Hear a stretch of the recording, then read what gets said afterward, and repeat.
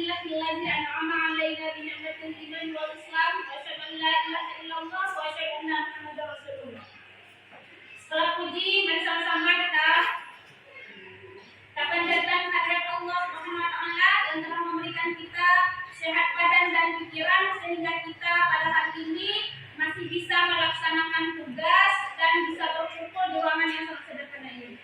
Salam dan salam mari sama-sama kita alamatkan kemampuan yang besar Muhammad sallallahu alaihi wasallam yang telah membawa kita dari alam kebodohan ke alam yang penuh dengan ilmu pengetahuan seperti yang kita rasakan saat ini. Yang saya hormati Bapak Ibu rekan sejawat rekan kerja saya di SDN Negeri Tumpeng yang telah berhadir pada hari ini.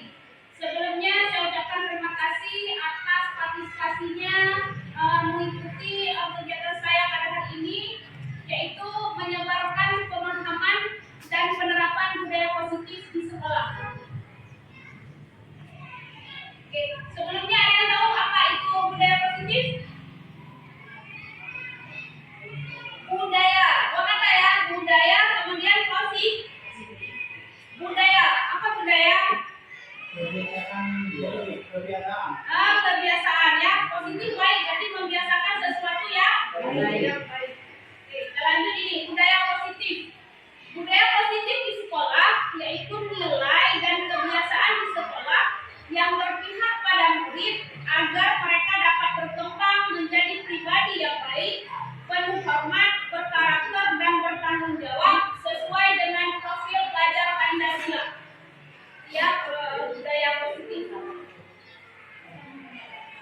Pada pemaparan saya kali ini ada beberapa hal yang akan kita pelajari. Yang pertama, perubahan paradigma belajar, kemudian motivasi perilaku manusia, posisi kontrol, disiplin positif, kebutuhan dasar, keyakinan kelas, dan yang terakhir adalah segitiga resiliensi. Yang pertama, pembelajaran dengan paradigma baru. Pembelajaran dengan paradigma baru merupakan pembelajaran yang berorientasi pada penguatan kompetensi dan pengembangan karakter yang sesuai dengan profil pelajar Pancasila. Anak didik, dibina, dituntut untuk berkarakter sesuai dengan profil pelajar Pancasila, yaitu beriman dan bertakwa kepada Tuhan Yang Maha Esa dan berakhlak mulia, kemudian berkebinekaan global, kemudian bergotong royong, kreatif, bernalar kritis, dan mandiri. Motivasi perilaku manusia. Yang pertama, yang memotivasi perilaku manusia ada dua, motivasi ekstrinsik dan motivasi intrinsik. Nah, bagaimana yang dikatakan dengan motivasi ekstrinsik? Itu motivasi yang ada di luar diri anak tersebut, ya, untuk mencari ketidaknyamanan atau hubungan. Maksudnya, anak melakukan sesuatu hanya untuk hilang dari rasa ini, hukuman. Hanya untuk pegi hukuman. Mereka hanya untuk menyelesaikan tugas agar mereka tidak mendapatkan hukuman. Bukan karena keinginannya sendiri. Yang kemudian untuk mendapatkan imbalan atau penghargaan dari orang lain. Anak melakukan tugas hanya karena untuk mendapatkan imbalan atau hanya mengharapkan penghargaan dari orang lain. Ya. Kemudian ada motivasi intrinsik untuk menjadi orang yang mereka inginkan dan menghargai diri sendiri dengan nilai-nilai yang mereka percaya. Artinya, anak melakukan tugas yang diberikan guru atau melakukan sesuatu karena keinginannya sendiri. Dia tahu pentingnya belajar, makanya mereka belajar. Itu keinginannya sendiri. Biasanya disebut motivasi intrinsik, motivasi yang ada pada diri. Ya. Kita lanjut. Disiplin positif. Dan apa itu disiplin positif? Kalau tadi budaya positif, sekarang disiplin positif. Disiplin positif berasal dari kata disiplina yang artinya belajar. Disiplin mengacu pada disiplin diri yang memiliki tanggung jawab terhadap apa yang dilakukannya berdasarkan nilai-nilai yang diyakini. Dia meyakini kalau disiplin itu penting. Dia meyakini bahwa berbuat baik itu bagus bagi dia. Maka dia akan disiplin, akan membiasakan diri melakukan hal yang baik tersebut. Kemudian, disiplin positif merupakan salah satu cara penerapan nilai disiplin yang bertujuan untuk menumbuhkan memberdayakan peserta didik untuk bisa melakukan sesuatu tanpa mengharapkan imbalan atau penghargaan. Artinya membiasakan siswa atau peserta didik kita untuk melakukan sesuatu tanpa mengharapkan imbalan. Itu ya disiplin positif. Kita lanjut. Kebutuhan dasar manusia. Kebutuhan dasar manusia adalah segala sesuatu yang kita lakukan untuk mendapatkan apa yang kita inginkan. Seluruh tindakan yang kita lakukan memiliki tujuan tertentu dan usaha terbaik yang kita lakukan agar kebutuhan dasar kita terpenuhi dengan baik. Ya, artinya kita akan berusaha untuk memenuhi kebutuhan kita dengan apapun caranya agar kebutuhan kita terpenuhi. Dia kebutuhan dasar manusia. Berikutnya, ada 5 kebutuhan dasar manusia. Yang pertama, kebutuhan hidup atau kebutuhan untuk bertahan hidup, yakni ada makanan, pakaian, tempat tinggal, keamanan, dan kesehatan. Yang kedua, ada kasih sayang dan rasa diterima. Rasa diterima, dipedulikan, berbagi kerjasama, menjadi kebahagiaan dalam kelompok. Kemudian penguasaan, harga diri, keinginan untuk dianggap berharga, diakui, dan didengar. Kemudian ada kebebasan, mandiri, memiliki pilihan, mencoba hal-hal baru. Kemudian ada kesenangan, yang di dalamnya ada kesenangan untuk bermain, humor, dan antusias. Di antara kelima kebutuhan dasar ini ada pada diri manusia. Apabila salah satu atau lebih dari kebutuhan ini tidak terpenuhi, maka seorang manusia akan cenderung bersikap negatif atau berkelakuan yang negatif. Karena apa? Seperti tadi pengertian dari kebutuhan. Manusia akan mencari kebutuhannya dengan berbagai cara agar kebutuhan itu terpenuhi. Nah, kita lihat pada anak-anak, apabila anak melakukan hal-hal yang negatif atau melanggar dari aturan yang ada, maka hal yang pertama harus kita ketahui adalah kebutuhan apa yang kurang pada diri anak sehingga dia berkelakuan negatif tadi.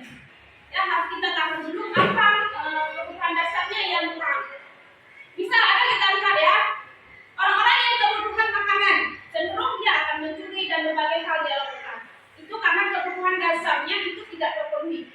Anak-anak yang kekurangan kasih sayang, misal dari keluarga berkonflik, dia kan ada rasa kasih sayangnya yang kurang, maka di sekolah terkadang anak akan bersifat negatif, mencari-cari perhatian. Itu dikarenakan kasih sayangnya yang berkurang. Penguasaan, harga diri. Setiap anak apabila dia merasa tidak dihargai atau merasa selalu disalah-salahkan, dia akan bertingkah negatif untuk agar kita memberikan dia perhatian. Ya, penguasaan, kebebasan. Setiap anak, bukan setiap manusia menginginkan kebebasan, tidak ingin dikekang. Apabila anak bersikap negatif, berarti dia ingin bebas, berarti ada kebutuhan kebebasannya yang dikurangi, baik mungkin di rumahnya atau di tempat lain. Kemudian kesenangan. Setiap anak pasti ingin senang bermain. Maka apabila anak-anak belajarnya lebih asik bermain, mungkin kebutuhan ini berkurang di tempat lain. Ya. Kita lanjut. Ada 5 kebutuhan dasar manusia. Nih, yang harus dilengkapi coba. Yang pertama apa? Kesenangan. Yang kedua, cinta dan kasih sayang. Yang ketiga, kebebasan. Yang keempat, ya, perusahaan. Yang kelima,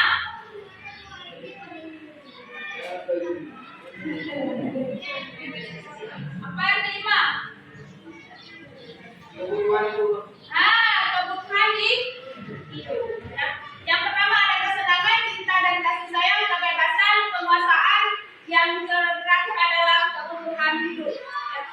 Kita lanjut. Kesenangan, kebutuhan untuk merasa senang. Oke, lanjut ke 5 posisi kontrol guru. Ya, pada diri seorang guru ada 5 posisi kontrolnya. Yang pertama penghukum, pembuat rasa bersalah,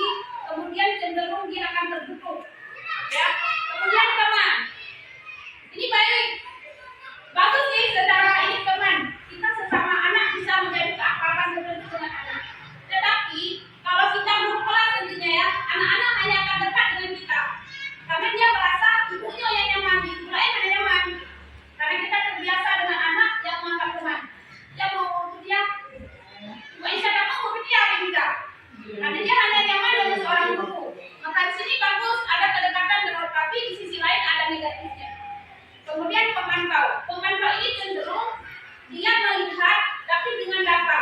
Anak buat salah, oh dia buat salah di sini buat salah. Tapi ada konsekuensi yang diberikan dari sisi pemantau ini. Setiap anak yang salah ada konsekuensi yang harus diterima. Ya, manajer. Nah, posisi manajer inilah yang dianjurkan ada pada guru. Manajer ini setiap anak yang berbuat kesalahan bukan hukuman yang diberikan, bukan konsekuensi yang diberikan, tapi solusi bagi anak untuk menyelesaikan masalahnya. Hanya misalnya anak membuat terlambat ke sekolah, guru harus tanya kenapa dia terlambat ke sekolah, apa penyebabnya. Setelah dia menjelaskan penyebab terlambat sekolah, berarti ada hal yang harus kita berikan. Kalau telat bangun berarti ini solusinya yang harus kita selesaikan. Ini posisi manajer. Ya, anak membuat kesalahan bukan hukuman yang diberikan, tapi solusi yang dibicarakan. Ya, kita lanjut. Oke, nah untuk memahami lebih lanjut tentang 5 posisi kontrol, yuk sama-sama kita lihat video berikut ini.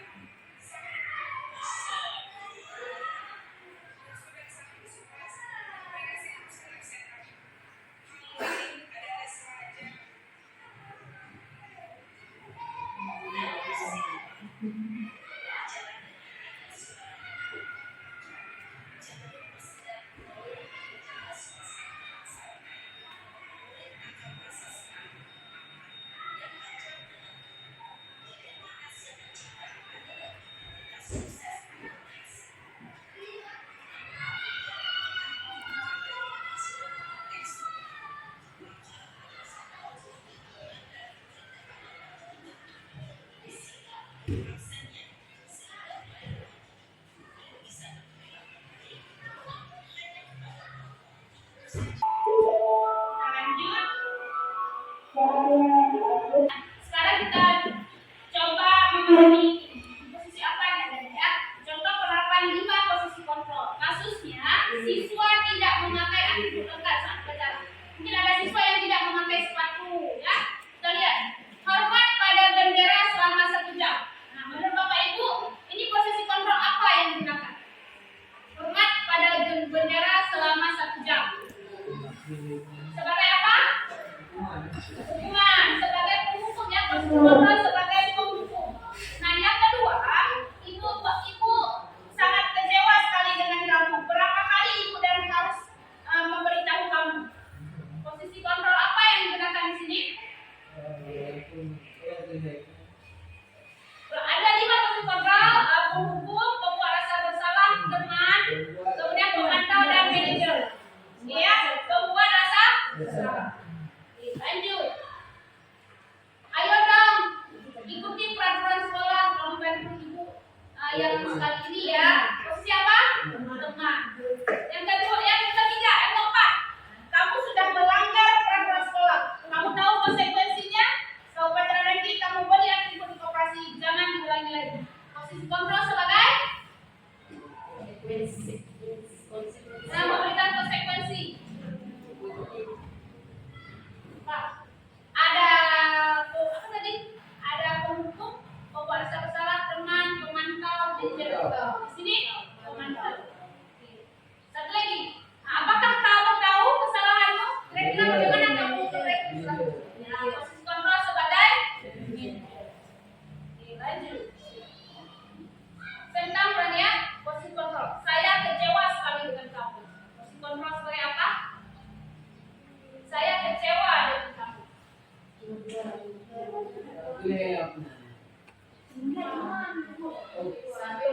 Kedua, apa?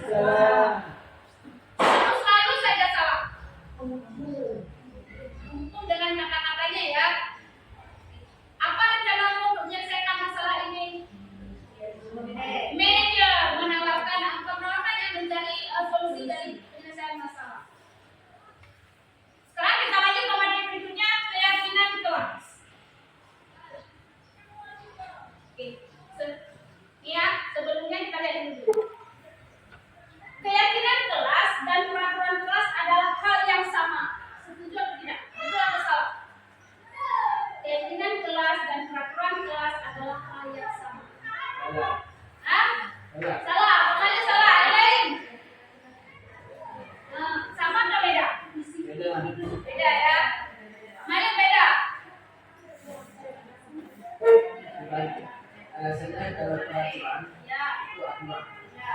Aturan di kelas harus apa? Kalau keyakinan, itu meyakinkan bahwa semua kelas. Ya. Oke, jawabannya betul. Ini adalah salah ya.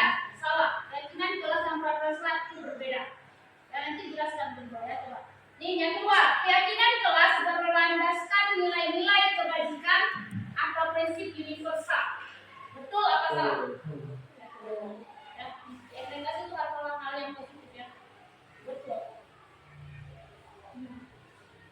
Mengapa keyakinan kelas? Mengapa bukan peraturan kelas? Seperti yang disampaikan Pak Malik tadi ya, peraturan kelas itu kalau peraturan kelas biasanya itu sudah ada terlebih dahulu, ya, sudah ada peraturannya. Tapi kalau keyakinan kelas itu dibuat oleh semua warga sekolah, mereka meyakini oh kelas mereka harus seperti ini, oh kelas mereka harus seperti ini, oh mereka harus bersikap seperti ini.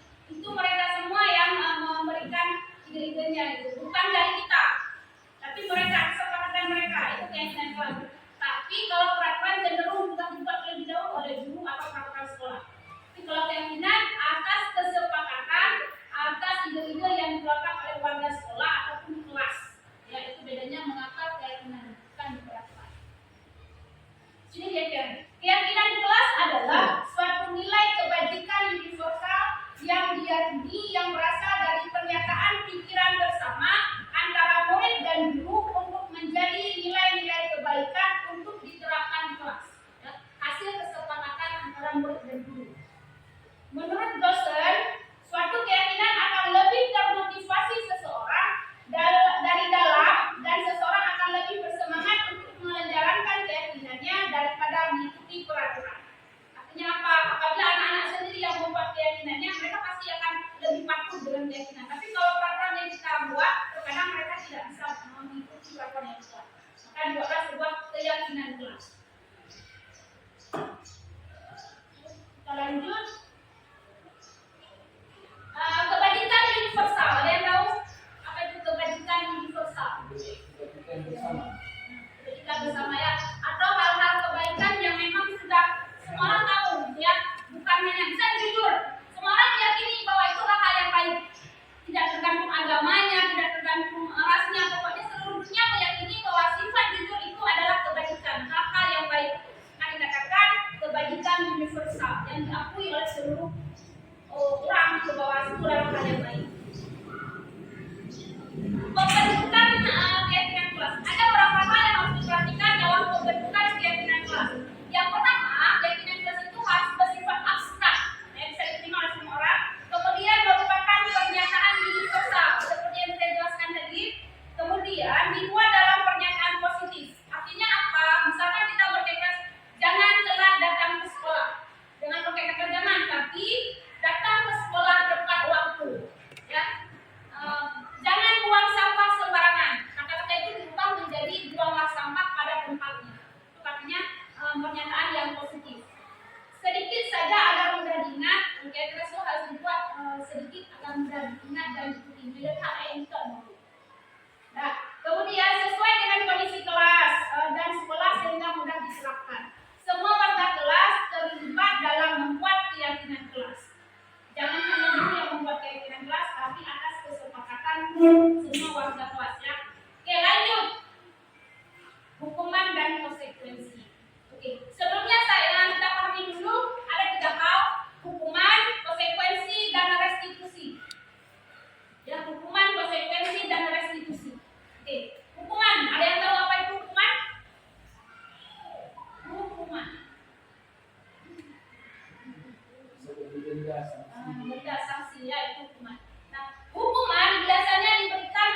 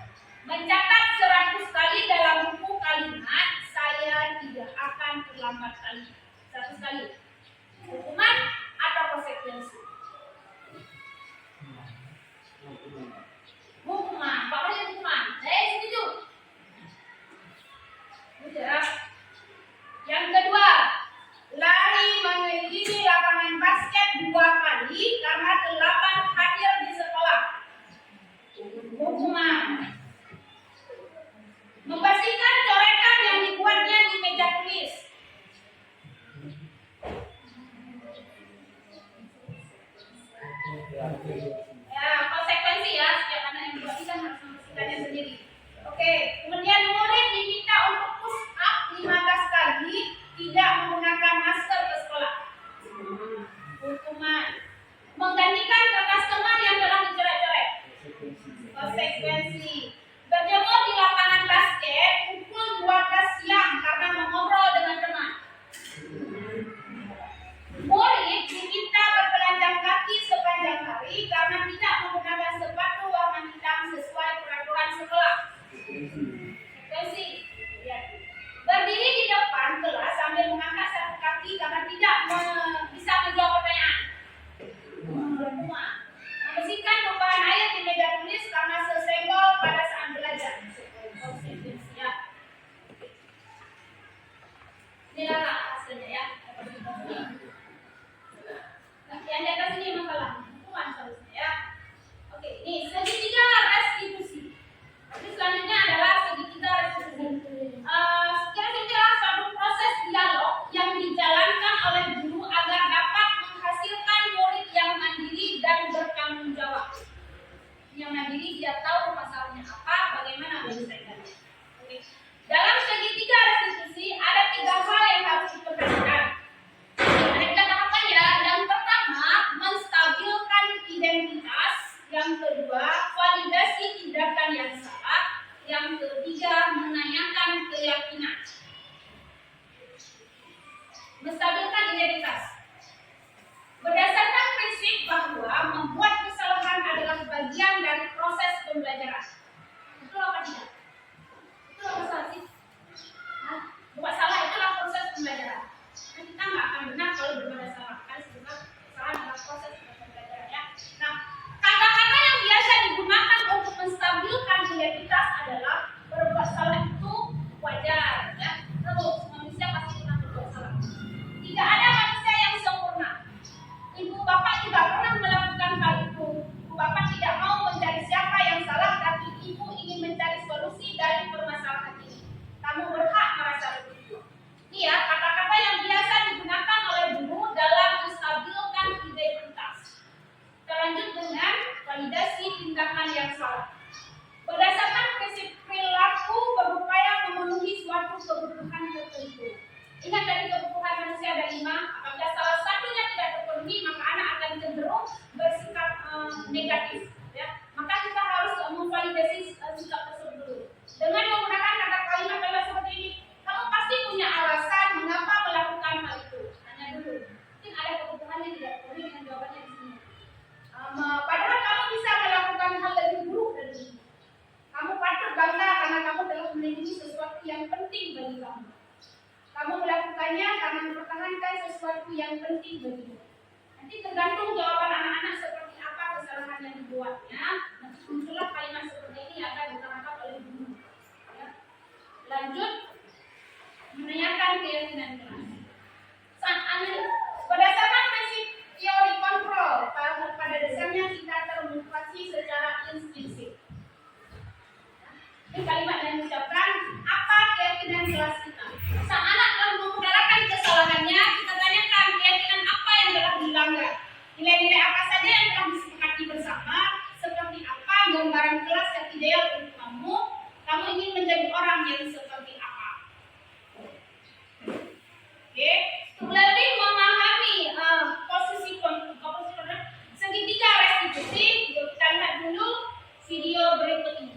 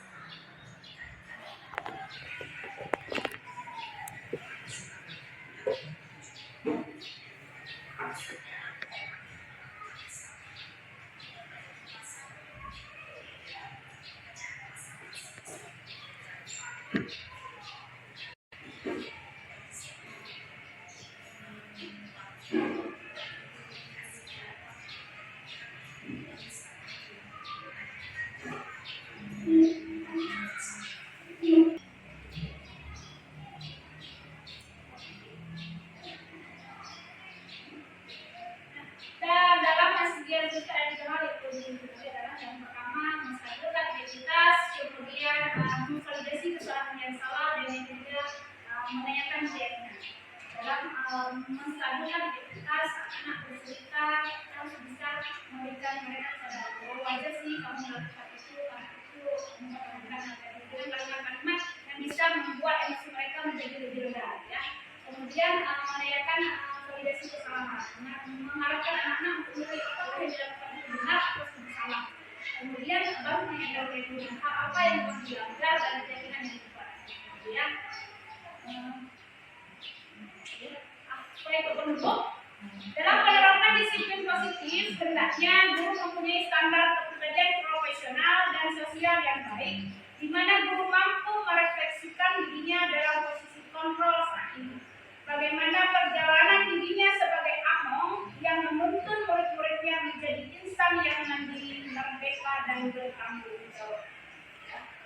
Kesimpulannya hari ini, yang pertama, dalam anak bersikap negatif, ada lima bukan satu yang tidak terjadi. Nah, tugas kita untuk bisa menyelesaikan permasalahan anak dengan kita memposisikan diri sebagai manajer menggunakan segitiga restitusi. Ya, terima kasih atas perhatiannya. Hanya di sini saya sampaikan. Saya akhiri. Assalamualaikum warahmatullahi wabarakatuh.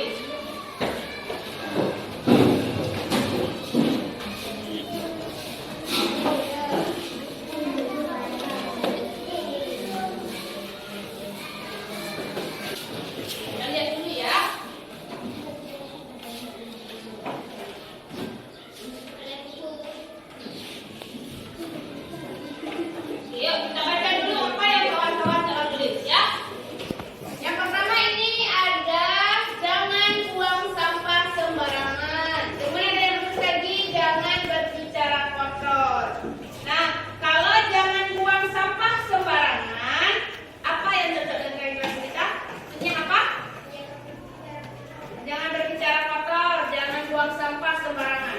Artinya apa? Kita harus buang sampah pada tempatnya, atau kita harus menjaga kebersihan sesuai ya, cocok dengan itu. Kita tulis ya, yang pertama menjaga kebersihan kelas.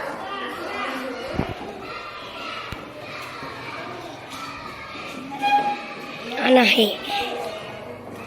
Oke, kemudian ada yang tulis lagi, jangan berbicara kotor.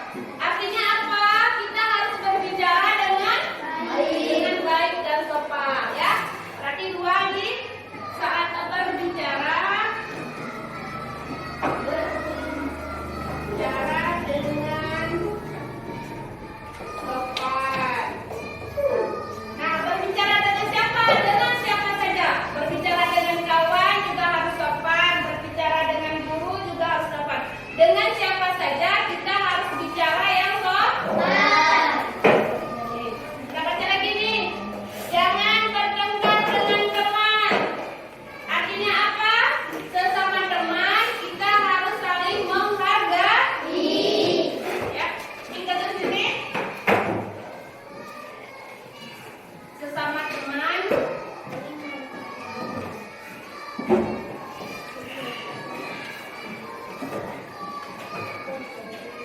harus saling menghargai.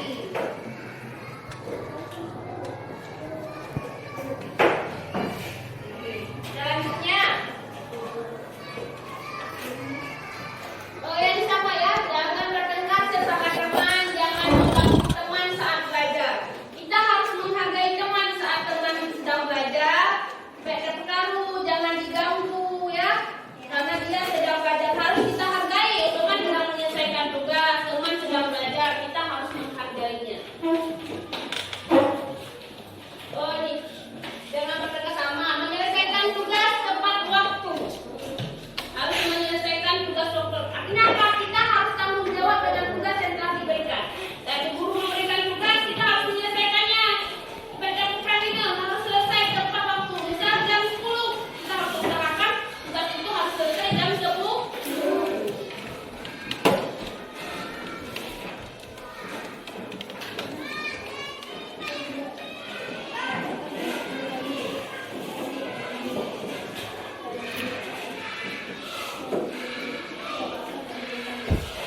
Oke, lanjut. Jangan telat masuk kelas. Nah, artinya apa?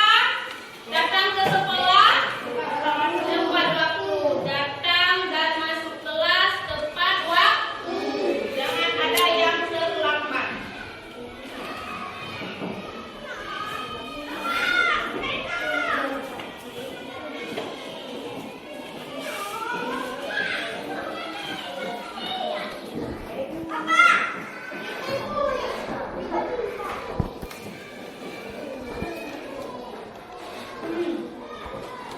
Ini sama buang sampah pada tempatnya, sama ini yang sini. Ini ada disiplin waktu, boleh. Jangan mengganggu teman saat belajar. Oke, tadi sudah ya. Sama teman harus saling menghargai. Kemudian ini ada kelas harus bersih. Berarti kelas harus bersih, harus menjaga kebersihan La. Jangan menjaga waktu belajar. Ini sama juga belajar jangan berbicara. Oh, saat guru menjelaskan jangan ada yang berbicara. Ini apa? Harus mendengarkan apa yang guru jelaskan. Kayak guru, kita apa? Tadi kita apa itu? Ya, ini apa?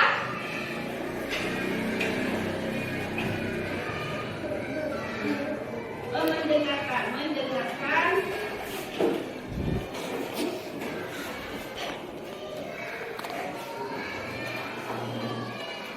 Guru sedang menjelaskan,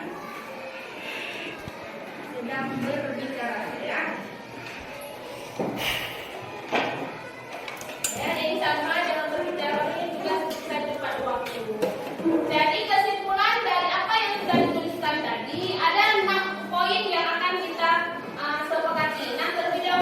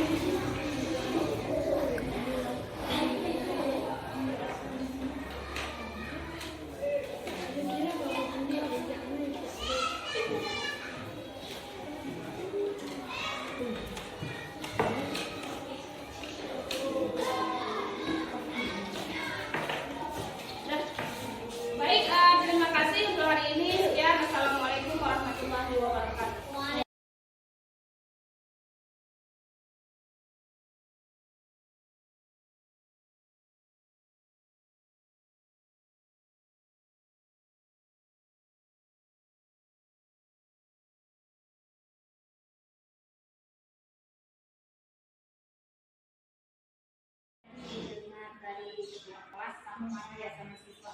Iya Bu, Syifa selalu menegur saya dan saya merasa menyakitkan. Wajar sih kalau kamu marah.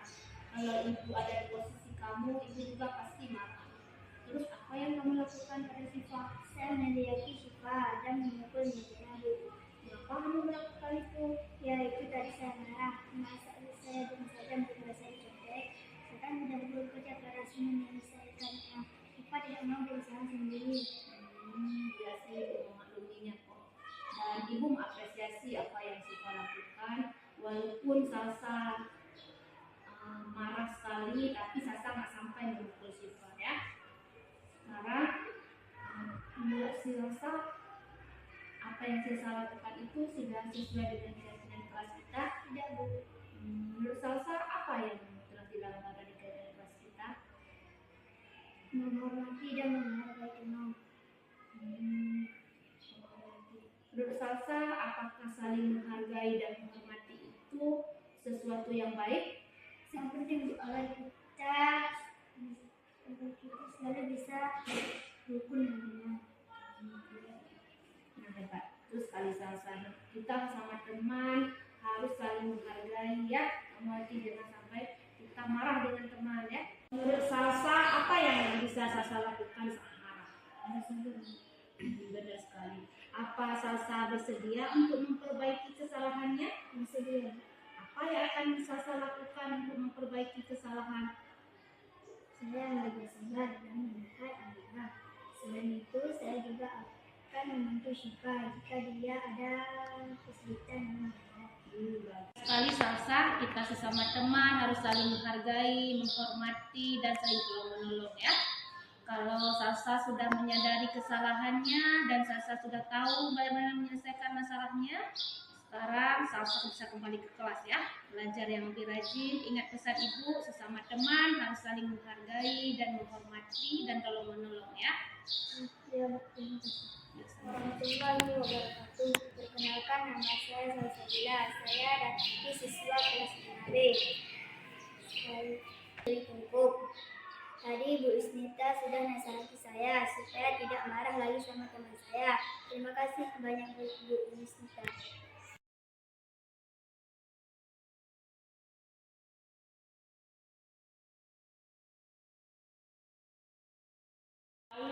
Kamu tadi terlambat datang ke sekolah ya? Ya Bu, Seingat Sabri, sudah berapa kali Sabri terlambat ke sekolah? 5 kali Bu. Menurut Sabri, sering datang terlambat ke sekolah, apakah merupakan sebuah kesalahan? Ya Bu, saya minta maaf. Ya, tidak apa-apa. Berbuat salah itu manusiawi. Setiap manusia pasti pernah berbuat salah. Tapi yang penting, kita harus bisa menyadari kesalahan kita dan kita berjanji berusaha untuk tidak mengulang kesalahan tersebut. Bagaimana? Apa kamu setuju? Begitu Bu.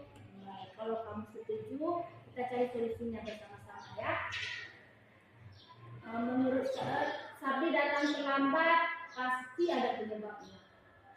Coba Sabri cerita apa penyebab Sabri sering datang terlambat ke sekolah? Saya jadi tidur telat malam Bu. Karena sering main game di HP sehingga kurang tidur Bu. Dengan bangun tidur jadi terlambat ke sekolah ya. Apakah menurut Sabri perbuatan terlambat ke sekolah itu sesuai dengan keyakinan kelas kita? Tidak Bu. Menurut Sabri keyakinan kelas apa yang telah Sabri langgar? Disiplin Bu. Apakah disiplin itu penting? Penting Bu. Karena dalam disiplin saya akan datang tepat waktu dan menghargai waktu. Benar sekali ya. Dengan kita datang ke sekolah tepat waktu, pekerjaan kita tidak menumpuk dan kita tidak tertinggal pelajaran ya. Ya Bu, saya menyesal jadi datang terlambat. Saya mohon maaf Bu. Ini tidak apa-apa. Kamu sudah menunjukkan sikap yang baik dengan meminta maaf. Menurut kamu, apa yang harus kamu lakukan agar ke depan tidak terlambat lagi? Saya agar tidur lebih cepat, agar dapat bangun lebih awal dan tidak datang terlambat ke sekolah lebih. Ya, itulah sesuatu hal yang bisa Sabri lakukan agar Sabri tidak terlambat ke sekolah ya. Dengan kita tidur tepat waktu dan pasti kita akan bangun tepat waktu ya. Jangan terlambat tidur. Kalau terlambat tidur nanti kita akan terlambat bangun. Kalau sudah terlambat bangun, kita akan terlambat ke sekolah ya. Jadi sekarang nanti ibu akan berbicara juga dengan orang tua Sabri agar selalu mengingatkan Sabri untuk tidur dan bangun tepat waktu agar tepat di sekolah ya. Sekarang Sabri sudah boleh masuk ke kelas belajar yang rajin ya. Yang pesan ibu tidur tepat waktu dan bangun tepat waktu agar tidak terlambat di sekolah ya. Terima kasih banyak. Assalamualaikum warahmatullahi wabarakatuh. Perkenalkan, nama saya Ibu Sabri. Saya siswa kelas 5B SD Negeri Pungkop. Tadi Ibu Yusnita sudah menasihati saya supaya saya tidak terlambat lagi datang ke sekolah. Terima kasih banyak Ibu Yusnita.